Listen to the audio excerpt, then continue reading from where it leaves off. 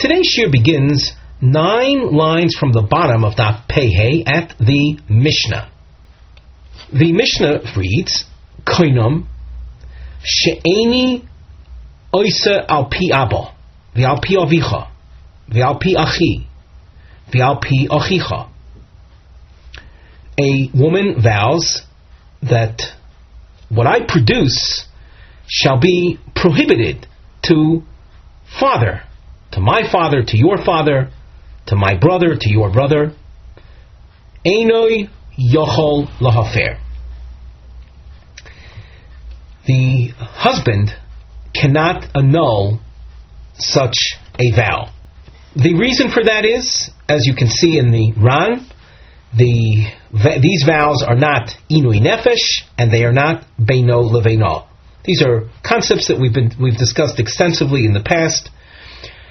So since they don't fall under either category of either inui nefesh or beino leveino, the husband has no jurisdiction over such vows. Another example of a vow, sheini oisa lepicha. A wife vows that she prohibits her husband from benefiting from her. Eino tzorech lahafer. According to the first opinion, there is no need for the husband to annul that vow. After all, she is duty bound to provide benefit to the husband.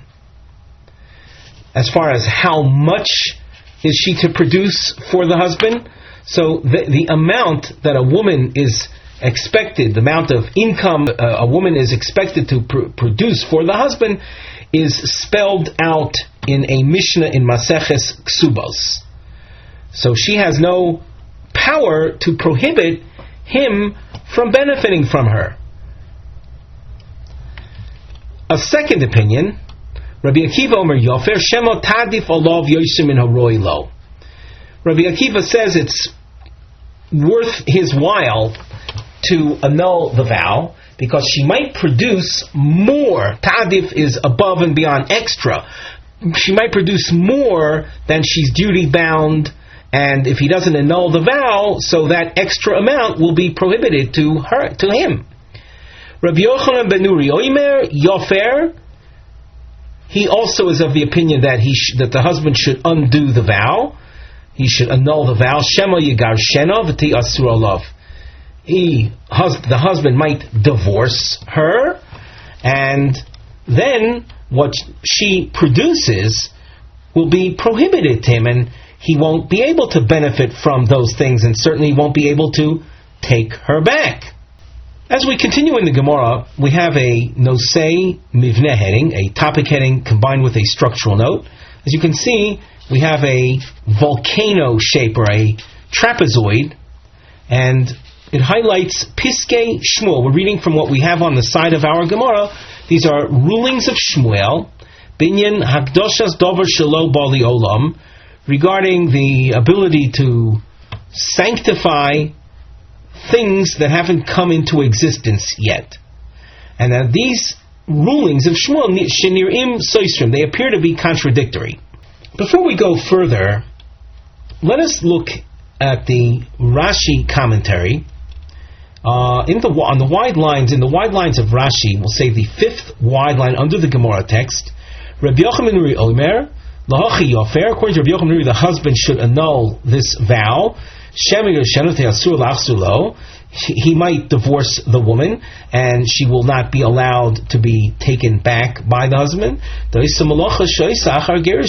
Whatever she produces after he divorces her, whatever she produces will be prohibited to him from the point of divorce onwards. And Rabbi Yochanan ben Nuri is of the opinion that a person has power to prohibit something that hasn't come into being yet. Could go on Ma'is Yoder Shasida Lasos, the Shlita v'Lolam Achar Gerushin, Afal Pi Shelo Bo L'Shuso, Bo'es Shebo Li'Olam, Deha Megureshes He, L'Shebo B'Shuso, Shetino Selo, Shie Oser. What we are saying here is that according to Rabbi Yochanan ben Nuri, a person has power to prohibit that which hasn't come into existence yet, as is the case with her future ma'aseh, her future production. And the result of this power of asering davar shel ba'olam is that when it comes into existence after the divorce, it will be prohibited to him. For Rabbi Akiva Sovar, and Rabbi Akiva holds, I agree with you on this point. The Adam Ozer davar shelo bali olam, hecha dehave b'rishuso la'alter k'shebo la'olam. When it is something that would be in his domain immediately when it comes into existence. Kagon ha'adofa, like a work production beyond her required amount.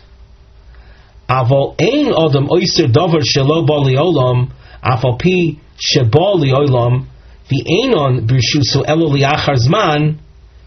But a person cannot prohibit things that haven't come into existence yet, that when they do come into existence, they're not in his domain until after a while. So that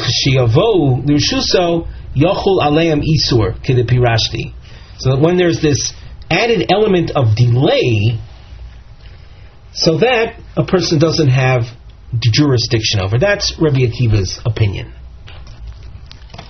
So to review this last point, Rabbi Yochanan ben Nuri is going, we'll say, further than Rabbi Akiva in the extent that someone can prohibit something.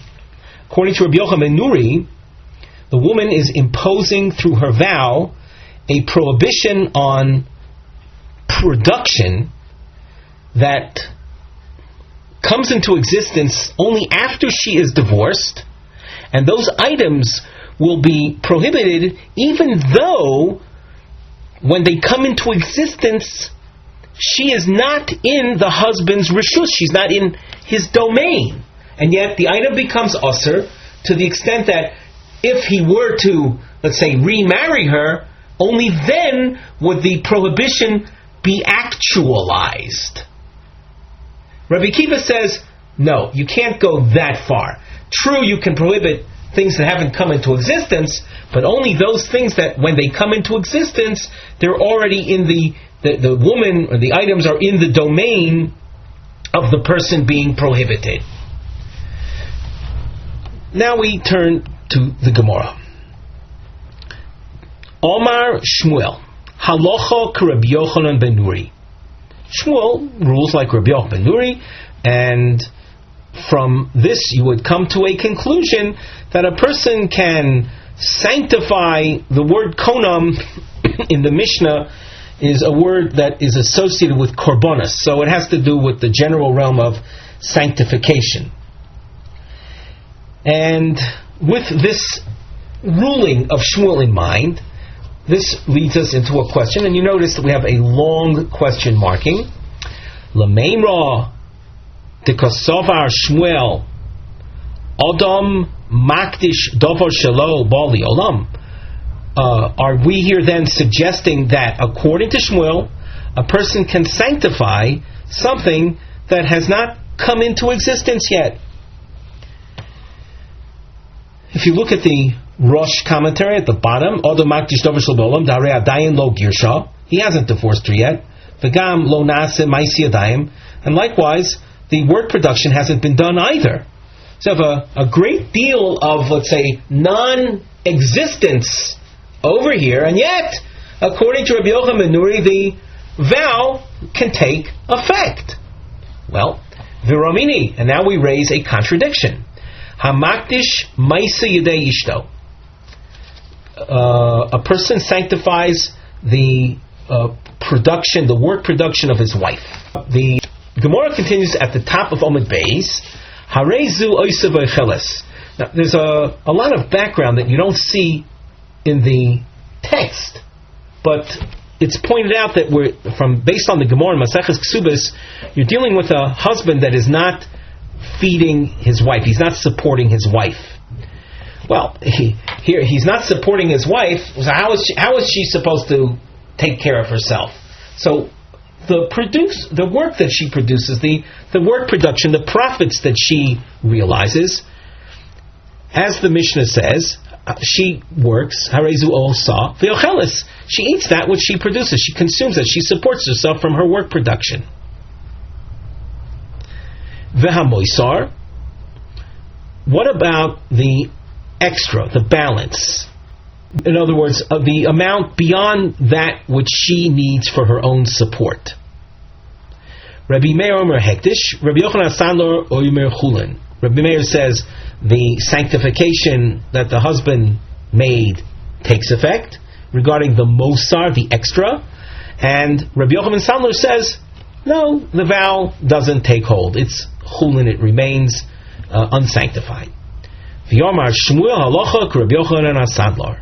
And Shmuel here rules like Rabbi Yochanan HaSandlar. Almo, you see from here, ein adam makdish davar shelo bali olam.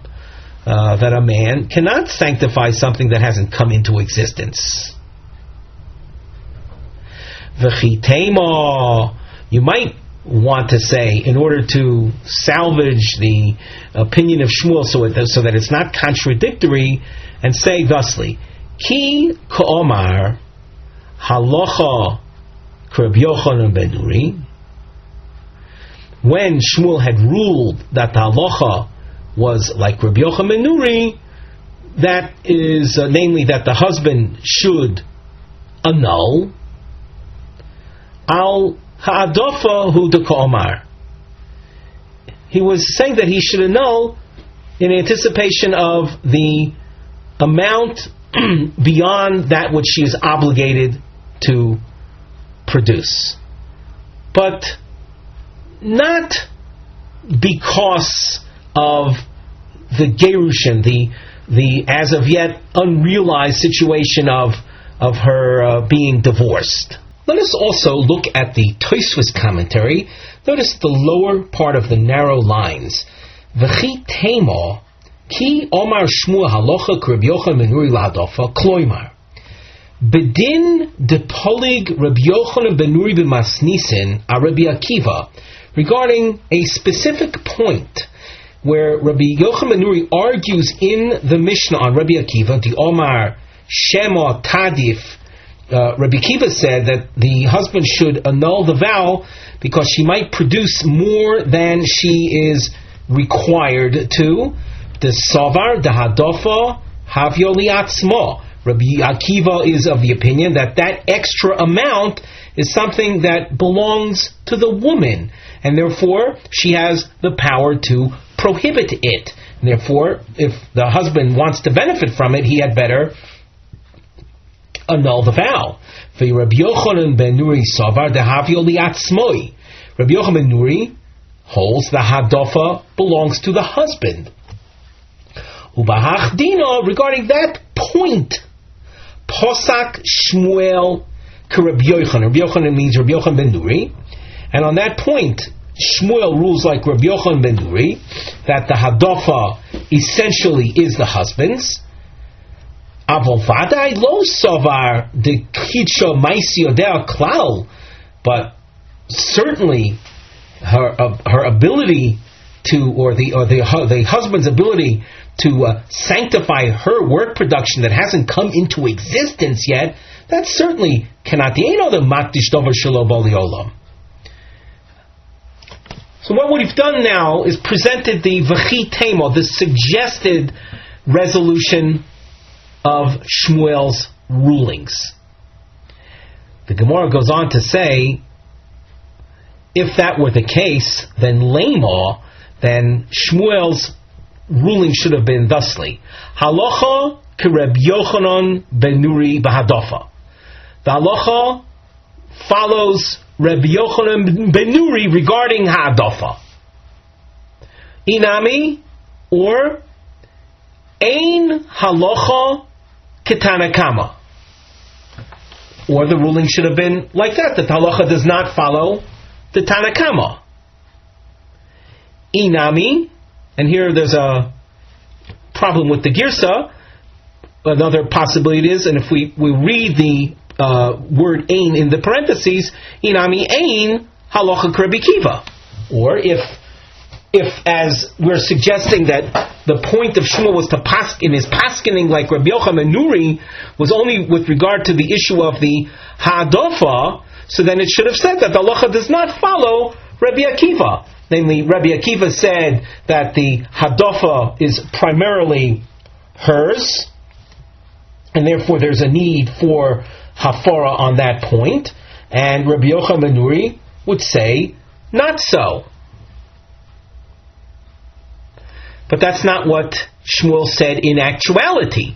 Shmuel, in actuality, had said simply halacha k'Rabbi Yochanan Nuri. Not like he should have said had the point of machlokes been only on the issue of the ha'adafa. Elo Omar Rav Yosef. So here we're coming to a point in saying that Shmuel basically holds that Ein Odom Makdish Davar Shelo Bali Olam. A person in principle cannot sanctify something that has not come into existence. And as a result of that, we understand Shmuel's ruling like Rabbi Yochanan HaSandlar, that the husband cannot be Makdish her Mais Yadayim, nor the Mosar either. So then what about Shmuel's ruling like Rabbi Yochanan Nuri in our Mishnah? El Omer Rav Yosef, Shiny Kainomois. The concept or the vow that's phrased using the konam expression like was the case in our Mishnah, that's different. Hoyel v'odam oiser peiros chavero olav. Since we know that a person can prohibit someone else's produce on himself, someone else's produce, it's not something that you own, but nevertheless you can prohibit that which you don't own upon yourself. Oiser nami davar shelo ba li olam alav. Therefore, you can prohibit as well something that has not come into existence. And therefore, the woman's vow takes hold, and the husband is expected to be mefer. Amar le Abaye. Bishlama, I understand the concept of Odom Oiser Peros Chavero Olav. A person has power to prohibit Peros Chavero, someone else's produce, upon himself. Sharei Odom Oiser Peros Al Chavero. You can prohibit your own fruits on someone else, even though that someone else is not in your control, but your fruits you can prohibit on your friend. Ela yes or dover shelo ba li olam al chavero. Can you possibly say based on the idea of Odom Oiser Peros Chavero Olav, are you going to say that a person can prohibit something that hasn't come into existence yet? Sharei, and we're referring, of course, to the wife, the woman who prohibited her husband from benefiting from her. Sharei ein Odom Oiser Peros Chavero al Chavero. A person, Mr. A, cannot prohibit the produce of Mr. B upon Mr. B. And that is, in effect, what's happening in our Mishnah, where the woman's Maisi Yodayim, in other words, the outcome of her Maisi Yodayim, the payros of her Maisi Yodayim, belong to her husband. And what's she trying to do? She's trying to prohibit Chavero, namely her husband, from benefiting from something that is due to him. That's too far removed from her. So if Rav Yosef is trying to explain the effectiveness of the vow in our Mishnah based on the idea of Odom Oiser Peros Chavero Olav, that is unfounded. Elo Omar Rav Huna Brei Rav Yoshua. Once again, we're dealing with how do we explain the rulings of Shmuel. Rav Huna goes along the same lines that Ein Odom Oiser Davar Shelo Bali Olam, then how is it that Shmuel rules like Rabbi Yochanan ben Nuri? It says, Be'oimeres, where she says, Yikatshu yodai la'oiseihem. Let my hands be sanctified with regard to their production. The yodayim ho'isnu ba'olam. Well, her hands are extant. They are here now. So that you're not dealing with a problem of dovar shelo bali olam. We have a new marking. The triangle that you see appears in an alternating direction. So on the side, you can see we've presented this as a ma'akav. These are kushios. Eich yochol lachul ahekdish shel isha makdisha bo maisi yodea. These are questions, and the inverted triangle represents answers. So as you scan ahead in the Gemara, you'll see a rather extensive give and take style discussion. The Gemara asks, "V'chi omra hachi," and if she says thusly, "Kadsha," the sanctity takes hold. V'ha mishabdun yodeha lebal, but her hands are bound, are subservient to her husband. A woman who gets married is expected to produce profit for the benefit of her husband.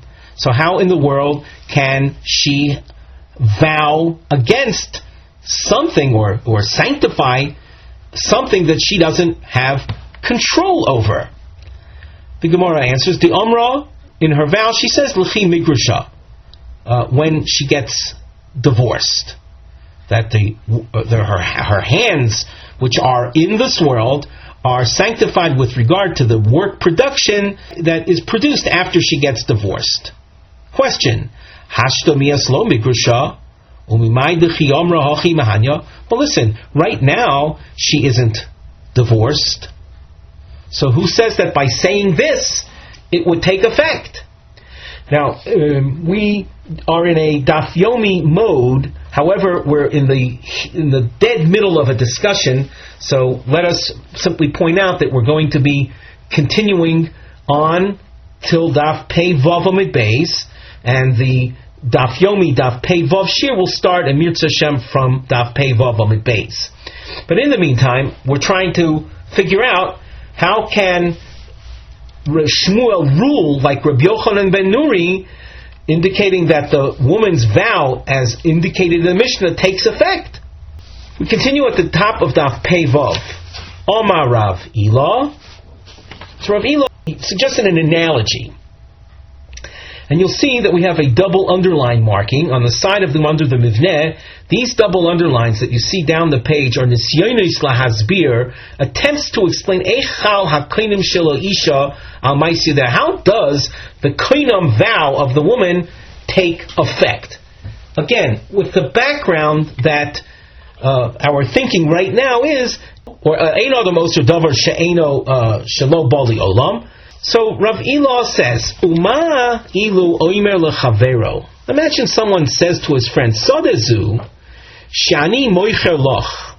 This field that I am selling to you now, l'kishekocheno mimcho takdish. When I buy it back from you, it shall be sanctified.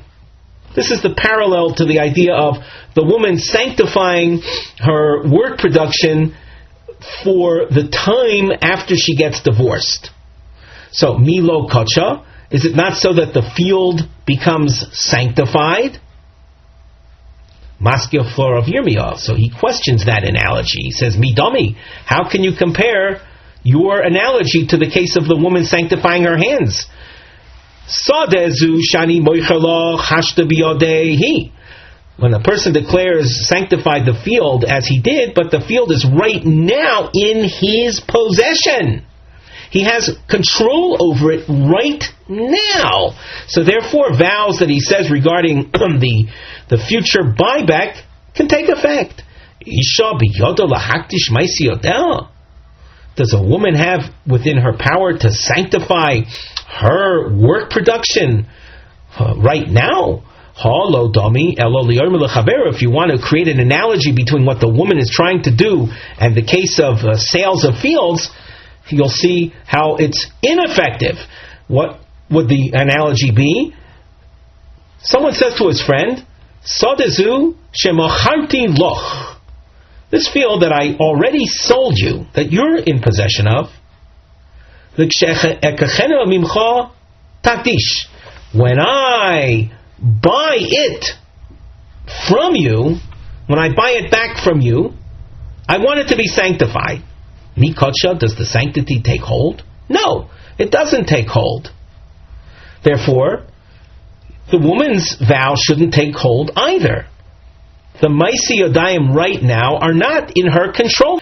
She is subservient to the husband.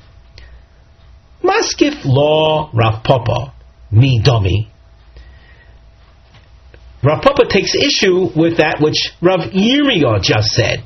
He says, how can you compare your analogy to the case of the woman? Gabi Zvina, in the case of the sale, the field that was already sold, I'll tell you why the hektish does not take hold, why the sanctity does not take hold. Psika milsaihu. Psika means cut off. The matter is totally cut off, meaning the field right now is totally removed from the speaker. The makdish, the one who's trying to sanctify it, doesn't have any holding, not in the field itself, nor in its produce. It's owned by someone else right now. Gabi isha mi psika milsa. Regarding the woman, is she totally removed? It's true that as far as the production is concerned, that doesn't belong to her. But her body, her hands, her body, that is hers. Therefore, it would make sense that her sanctification takes hold. Ha lo domi ella. If you want to create an analogy with regard to the woman and trying to explain how the vow takes hold, ha lo domi ella loimer lechavero sodazu shemishkanti loch. This field that I gave to you as collateral. When I redeem the field from you, in other words, I pay off my loan and I get my field back, I want to declare it sanctified. Milo kocha, does it not become sanctified? It does. So that even though right now the field is being held as collateral by someone else and someone else is benefiting from the payros, nevertheless the goof, the principle of the field is still owned by the owner who is sanctifying it, and the sanctification takes hold. Therefore, we understand how the woman's declaration of let her hands be sanctified with regard to the work production after she gets divorced, that takes hold. The analogy is, you can see here where he says, when I redeem it from you, it's a future time, I want it to declare it sanctified. Maskif law Rav Shisha braid Rav Idi. Rav Shisha comes to question Rav Papa's analogy. We have a marking that you can see on the side, this inverted crown shape. These are kushios. These represent questions. Kol echad bo lahakshis al hamoshel shel hakedem loi. Each one of these questioners will be questioning the analogy that was given by the one just before him.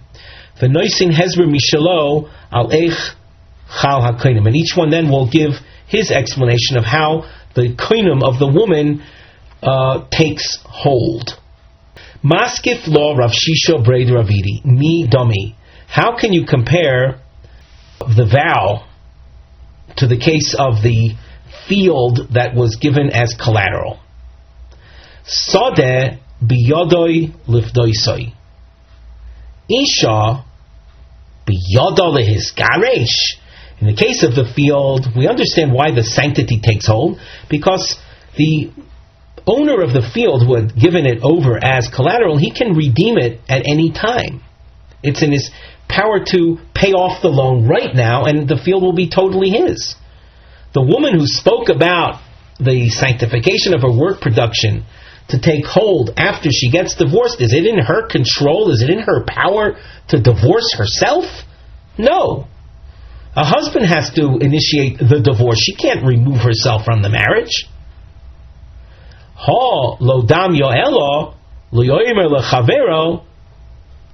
If you want to create a parallel, it would be as follows. Sodazu shemishkanti loch li-eser shonim. This field that I've given to you as a mashkon for 10 years. That means that the lender of the loan is going to hold on to this field for 10 years and benefit from the produce. The borrower says that, well, when I redeem it from you, I want it sanctified. Milo kodsha. So with this analogy, Rav Shisha is trying to explain how the koinam of the woman works. And just like in the case of the field given as collateral, it's not something that the owner has power to redeem right now, yet the sanctity takes hold. So too with regard to the woman, she doesn't have the power to create her own divorce, and yet the sanctity will take hold. Maskif law Ravashi midami. Still, Ravashi says there's a lack of parallel. Hasam, in the case of the field given as collateral for 10 years, keeps. There's a fixed amount of time at the end of which the field returns to the owner. And as Rashi says, since there's a fixed time, it's as if it's in his own possession, it's as if it's in the borrower's possession right now to redeem it immediately. It's a way of thinking, way of looking at things. Since there's this fixed time element, the fact that it's delayed 10 years doesn't disturb us. However, Isha mi isla kitzusa, does a woman, with regard to her divorce, have a fixed time to know when she is going to get divorced? If you're going to try to explain the effectiveness of the woman's vow based on these sanctification of field analogies, I still don't see an analogy. We continue at the top of Pei Vav Amud Beis. Elo Omar Ravashi, Shiny Koinomos. Ravashi can be explained first by looking at Rashi at the top. Elo Ravashi le'olam boimeres yikatshu yodai lo yiseim lechim izgarsha kidetaritz naliel. We'll stick with the answer that we gave, or the explanation we gave before, that she is declaring her hands as sanctified with regard to their work production, and the prohibition will be realized upon her divorce. And we asked, how can that take effect though? We don't have an analogy. We don't have a precedent for that. So Ravashi says, Koinamos, which is the form in which she made the vow, well, that's different. Dechi kedushas haguf domi. Koinom, as we've said many times, is an expression like a korban. A korban is a sacrifice where you sanctify an animal. When you sanctify an animal, you impose upon it, or you implant within it, something called kedushas haguf, inherent sanctity. That type of sanctity is overpowering, is very strong. Where in halacha do we see a manifestation of this type of strength? So Rav Ashi says, "Shiny konamis dechi kedushas haguf dami uchid Rava," and as Rava explains, and let us add one more point. When we speak of something having kedushas haguf, it's something that cannot be redeemed. It has the status of kedushas mizbeach, something sanctified to the altar. Something sanctified to the altar cannot be redeemed. Unless, of course, it develops a blemish with a lot of details that follow. But it's basically something that is overpowering, overwhelming type of sanctity. And where do we see this in halacha? Where do we see a manifestation of this? Diyama Rava, hektish chometz v'shichur, mafkiin midei shiabud.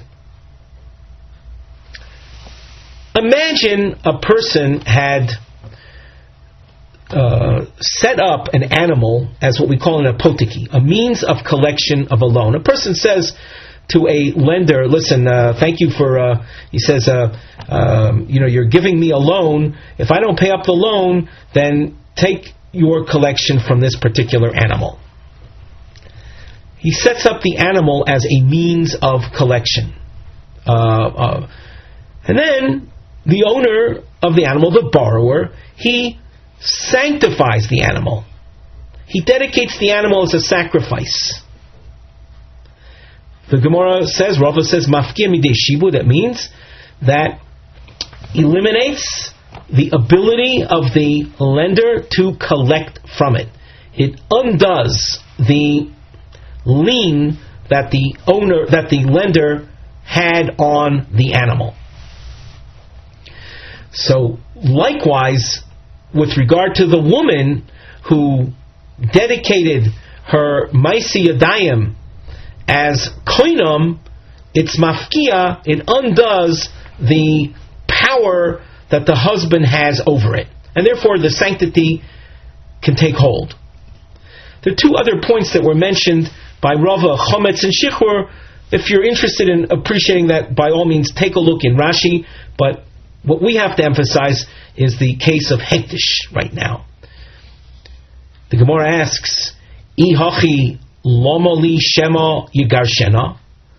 Well, if koinamos is like kedushas haguf, it's like imposing an inherent sanctity, so why then is there any issue of waiting till she gets divorced? The koinam would have been mafkia, the shibud, immediately. Even if he doesn't have any intentions of divorcing her, let it be sanctified, let her work production be sanctified from right now. So we're adding some words that you find in the Bach, and we've written in the between the lines in the Bach Ois Aleph. The Gemara answers, if you want to know why the sanctity doesn't take hold immediately, namely while she's married, so the vow doesn't take hold, Al Mu'ah Rabbanan l'shibuda debal ki hechi delo taktish mehashta. The Rabbanan gave the husband added strength, added control over her work production to the extent that her sanctification does not take hold immediately.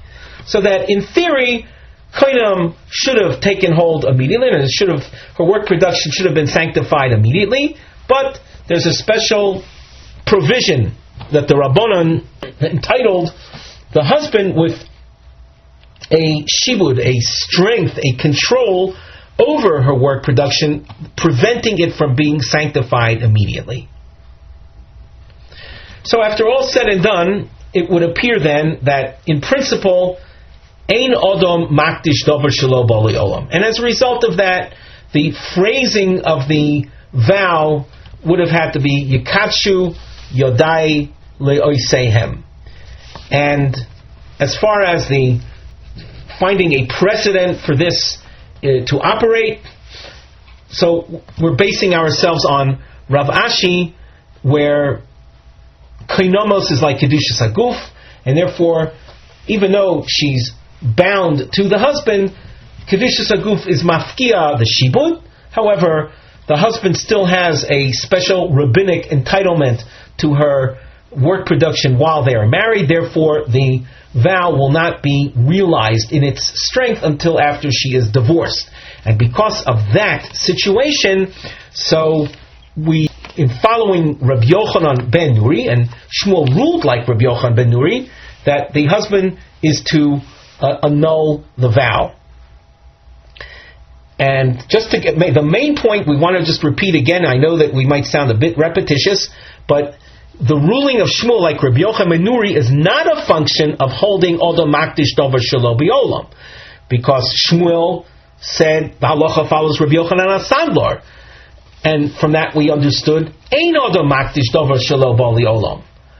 But as far as the case that Rabbi Yochanan ben Nuri was discussing, we said already that koinamos is different, as Rav Ashi explained.